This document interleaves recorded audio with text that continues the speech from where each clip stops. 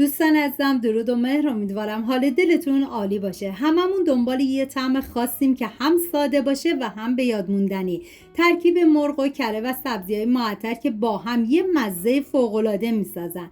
اگه دلتون یه غذای خاص و متفاوت میخواد، تا آخر ویدیو همراه من بمونید.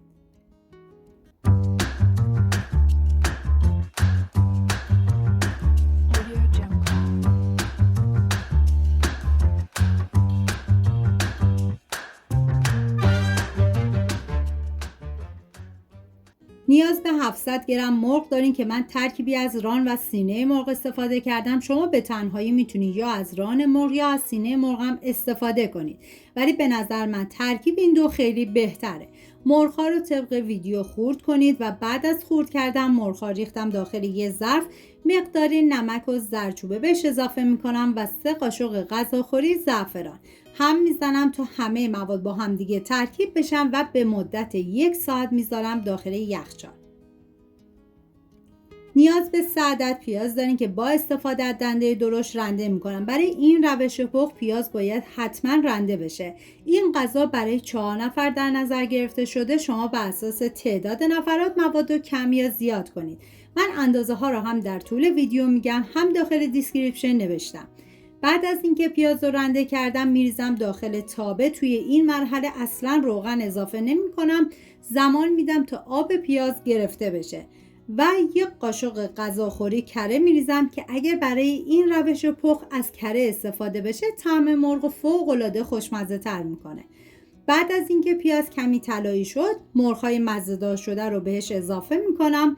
هم میزنم، زمان میدم به مدت 15 دقیقه تا مرغ‌ها کمی سرخ بشن. مرغ بیش از حد نباید سرخ کنید چون بافتش خشک میشه.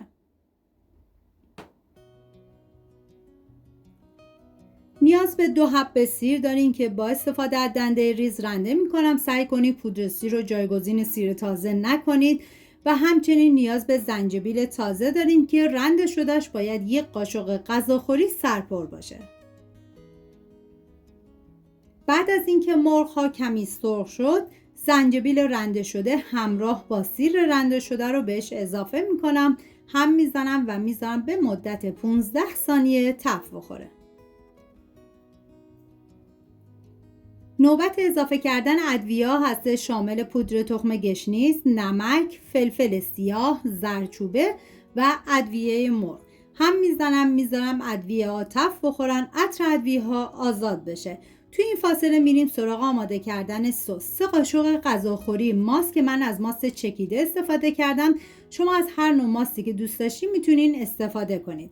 و 1 قاشق غذاخوری سرپل سس مایونز و ادویه هم شامل پودر تخم گشنیز، نمک و فلفل سیاه. نصف لیوان آبجوش میریزم، هم میزنم تا همه مواد با همدیگه ترکیب بشن. بوی خوش این مرغ گشنیزی واقعا وسوسه کننده است. ترکیب گشنیز تازه و ادویه ها با مرغ نرم یه طعم متفاوت و فوق العاده خوشمزه میسازه که واقعا ارزش امتحان کردن داره. و بعد از اینکه ادویه ها تفت خوردن، 1 لیوان آب جوش میریزم و سس رو بهش اضافه میکنم. زمانی که سس اضافه کردید باید سریع هم بزنید به مدت 1 دقیقه و بعد دیگه زمان بدید تا مرغ بپزه و جا بیفته.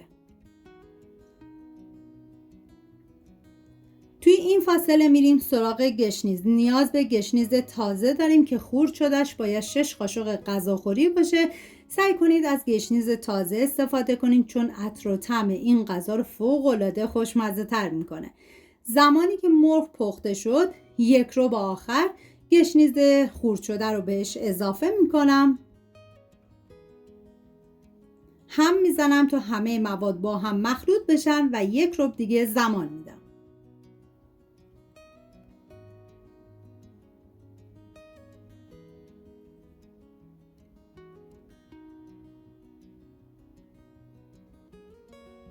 اینم از خوش‌عطرترین غذایی که تا حالا درست کردم. اگه دوست داشتین ویدیو رو با کسی که عاشق آشپزیه به اشتراک بذارین.